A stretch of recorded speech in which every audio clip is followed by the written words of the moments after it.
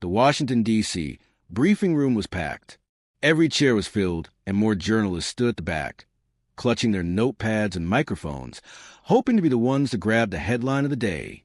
The air was thick with anticipation, the kind that comes before a major political storm. A long row of cameras lined the back wall, their red recording lights blinking, capturing every second. Some networks broadcasted the event live, while others prepared to cut and splice sound bites for the evening news. At the center of it all, Karoline Leavitt stood at the podium, poised, polished, and completely aware of the battlefield before her. She wasn't new to this. She had navigated countless press conferences, facing journalists who probed, challenged, and sometimes outright attacked her positions.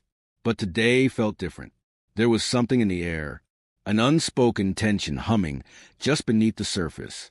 She adjusted the microphone, scanned the room with the sharp gaze of someone who had seen all before, and then spoke the words that officially set the wheels in motion.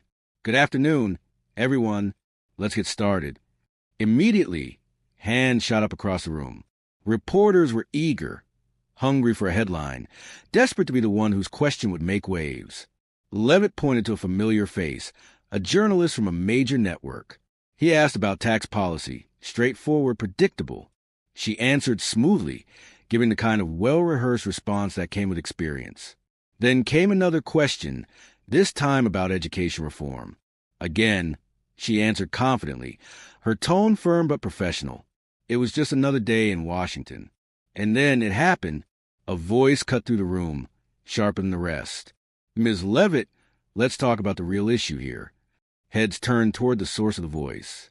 It was her, the liberal reporter, the one Leavitt knew well, the one who had a reputation for aggressive questioning, for pushing the conversation into controversy, for turning every press event into a personal stage. The reporter leaned forward in her chair, a smirk on her face, pen tapping rhythmically against her notepad. Leavitt knew what was coming. Still, she remained composed. "Go ahead," she said, her voice measure controlled. The reporter wasted no time.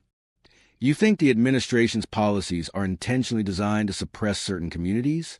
Because the data suggests." Leavitt held up a hand, cutting her off before the question could fully land. "I've answered that question before. The administration is focused on policies that benefit all Americans, regardless of background. If you'd like to discuss the specifics of today's topic, I'm happy to continue." There was a brief murmur in the room. Some journalists exchanged glances, sensing the beginning of something more than a typical Q&A. But the reporter wasn't finished. "You didn't actually answer the question, though." Her voice carried a sharp edge, slicing through the room. "Can you directly address whether—" Leavitt interrupted again, her tone firmer this time. "I did answer." For a brief second, the room seemed to settle.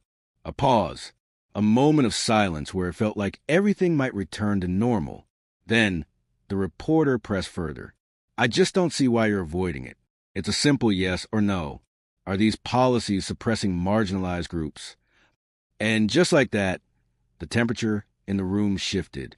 Other reporters sat up straighter, some exchanging uneasy glances. No one liked it when a press conference turned into a spectacle, but that was exactly what was happening. Leavitt exhaled slowly. Leavitt had been in politics long enough to know that there were two types of reporters, those who genuinely sought answers, and those who were more interested in creating a moment, a viral confrontation, a headline that would dominate the next news cycle. And right now, it was clear which type she was dealing with. She steadied herself at the podium, placing both hands on the surface in front of her. "I'm not avoiding anything," she said. Her voice was calm, deliberate, the kind of tone meant to de-escalate tension. "I'm staying on topic. If you have a question related to today's discussion, I'll gladly answer. If not, I'll be moving on." The room seemed to relax. The show was over, or so it seemed. The reporter leaned even closer to the microphone. "So that's a no comment?" The energy in the room tightened. The silence was no longer just a pause. It was charged, electric. No one spoke, but everyone was waiting, watching. Leavitt inhaled through her nose, steadying herself. "If you have a new question, I'll answer it," she said. "Otherwise, I'd like to give others a chance." But the reporter was relentless. Sure. New question. A pause. A smirk. Why is this administration so afraid of transparency? A few quiet gasps rippled through the room. Some reporters scribbled furiously, sensing the moment turning into something bigger. Others simply sat, watching, waiting. Leavitt's grip on the podium tightened for just a second before she let go. She smiled, but not the warm, diplomatic kind. This was a different kind of smile, the kind that said, "I see exactly what you're trying to do."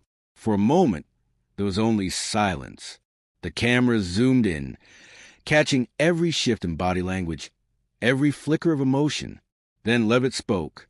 "Transparency," she said, her voice measured. "That's exactly what this administration stands for. But what you're doing isn't about transparency. It's about theatrics." The words hung in the air. The smirk on the reporter's face faltered, just a little. A journalist in the back cleared his throat, attempting to steer the conference back on track. But before he could, the same voice interrupted once more. "So you're dismissing valid concerns as theatrics? The American people deserve real answers." Leavitt exhaled sharply. She had dealt with difficult reporters before. But this was something different. This wasn't about policy. This was about control. She adjusted the microphone slightly, and then, for the first time that afternoon, she made a decision. She glanced toward security. A silent, wordless signal. And just like that, everything changed. Leavitt squared her shoulders, the weight of the moment pressing down on her. She had tried to handle this diplomatically. She had answered questions, engaged in discussion, and even allowed some pushback, because that was the nature of her job. But this wasn't discussion anymore. It was an ambush, and she wasn't going to let it continue. Leavitt adjusted her stance at the podium and spoke with a quiet authority that commanded attention. "I will say this one more time." The reporter sat forward, still smirking, still gripping her notepad like a weapon. "If you have a relevant question, I will answer it," Leavitt continued. "But I am not going to stand here and engage in bad faith arguments." A murmur rippled through the room. Some journalists nodded slightly, perhaps acknowledging that the exchange had gone beyond professional boundaries. Others kept their eyes down, scribbling notes, preparing to spin their own version of events. The reporter scoffed. "Bad faith?" she echoed, shaking her head. "I'm just doing my job. Isn't that what a free press is for?" Leavitt didn't blink. "A free press is about holding people accountable," she said. "What you're doing is trying to turn this into a spectacle." For the first time, the smirk on the reporter's face faded. A journalist in the back cleared his throat, trying again to redirect the conference back on track. But the moment had already been hijacked. If the reporter had stopped there, perhaps the confrontation would have ended. But she didn't. She saw the cameras. She saw the attention she was getting. And she wasn't going to let it go. Leaning in again, she tapped her pen against her notepad and spoke with deliberate precision. "So just to be clear, are you refusing to answer because you can't or because you don't want to?" The air in the room tightened. It was an expertly crafted question. No matter how Leavitt responded, the answer could be spun against her. If she said she wouldn't answer, it would be framed as Leavitt refuses to address crucial issues. If she argued back, the headline would be, "Leavitt lashes out at reporter." This wasn't about getting information anymore. It was about trapping her. Leavitt exhaled slowly, measuring her response. "I am refusing to play a game." The silence that followed was different now. It wasn't just a pause in conversation. It was the moment before an explosion. The reporter leaned back, arms crossed. But she wasn't done. Right, because expecting transparency is a game. Somewhere in the back of the room, another journalist muttered under his breath, "This isn't journalism. This is performance art." But the damage had already been done. The cameras had caught everything. Leavitt had seen enough. She had given fair warning. She had allowed pushback. She had tried to keep things professional. But now, she had a choice to make. Let this reporter hijack the entire press conference or take action. She glanced at security again. And that was all it took. The room shifted instantly. Every journalist present could feel the energy in the air snap, like a rubber band pulled too tight. The security officer stationed by the door took a single step forward. It wasn't an aggressive move. No one grabbed a reporter or physically removed her. But the meaning was clear. This is over. A hush fell over the room. Some journalists avoided eye contact. Others gripped their pens a little tighter. The reporter, realizing what was happening, sat up straighter. For the first time, a flicker of doubt crossed her face. Would she escalate further? Would she force them to physically remove her? She had a choice. And she made it. Slowly, deliberately, she reached for her notepad. She stood, adjusting the strap of her bag. And just before she turned to walk out, she delivered her final blow. This is a disgrace. She said it just loud enough to be picked up by the microphones, just quiet enough to make it seem like an off-the-cuff remark rather than a performance. Then, as she walked toward the exit, she added one last jab. You can kick me out, but you can't silence the truth. With that, she was gone, and the moment that followed was one of the most deafening silences in Washington press history. No one spoke. No one moved. And then, the cameras started flashing. The reporters started scribbling.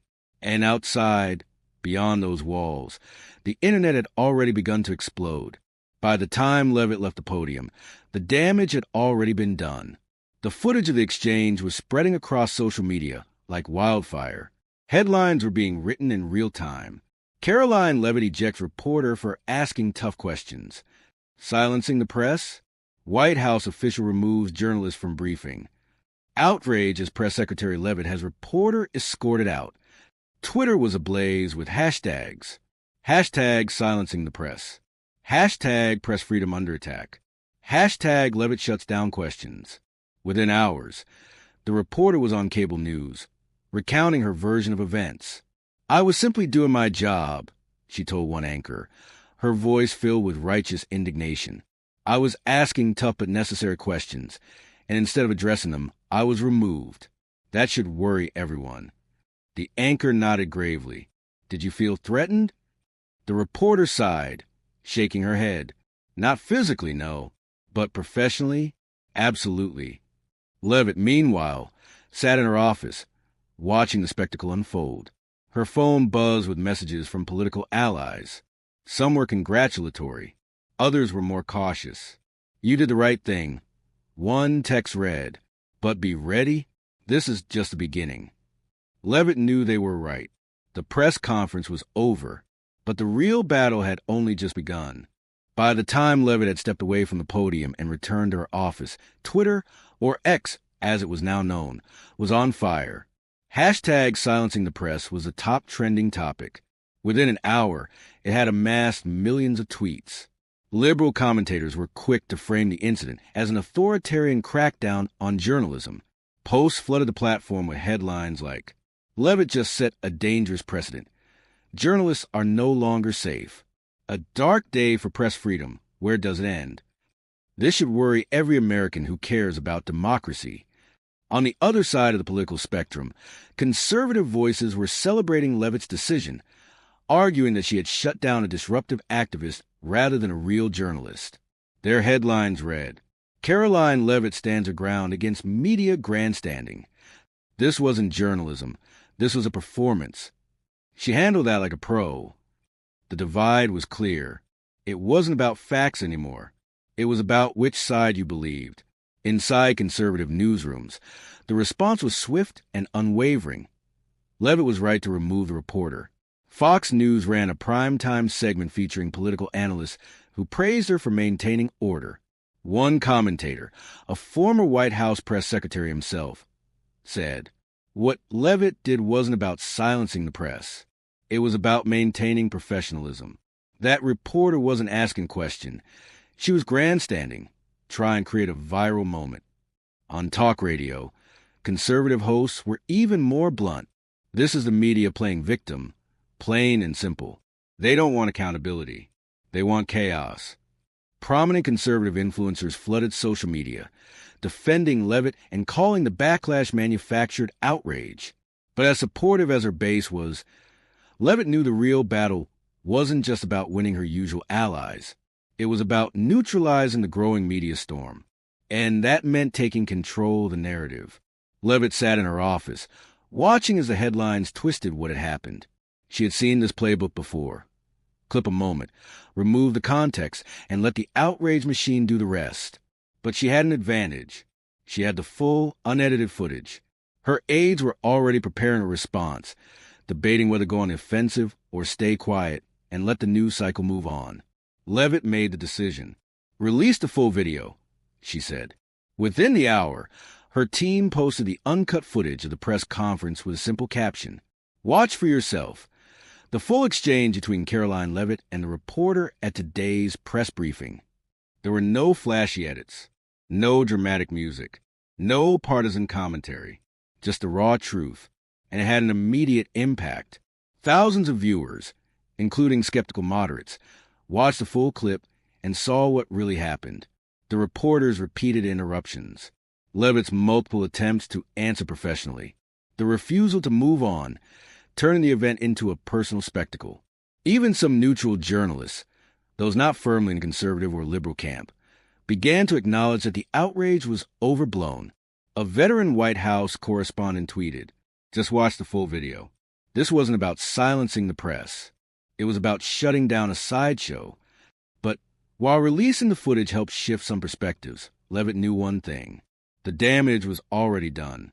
As the video continued spreading, a new debate emerged, one that went beyond just Leavitt. Journalists, commentators, and media analysts started asking a bigger question. What is journalism supposed to be? On one side, there were those who argued that the reporter had done exactly what journalists should do: press hard, demand answers, and not back down. On the other side, a growing number of voices pointed out that there was a difference between seeking truth and seeking attention. One veteran journalist, appearing on a Sunday morning political talk show, summed it up best. This wasn't a journalist seeking truth. This was someone looking for a viral moment. There's a difference between accountability and performance. For Leavitt, this was a small but significant victory. People were finally questioning the tactics used against her. But she also knew that in the world of 24-hour news cycles and social media outrage, the truth wasn't always enough. The narrative had already been written. By the time the weekend rolled around, Leavitt's aides had received dozens of interview requests. Major networks wanted to bring her on for a sit-down. Her conservative allies urged her to go on the offensive, to hit back, to take the fight directly to the media. Her staff debated. Should she go on TV and defend herself? Should she release another statement? Leavitt listened to all the options. And then, after thinking carefully, she shook her head. "No, I'm not playing their game."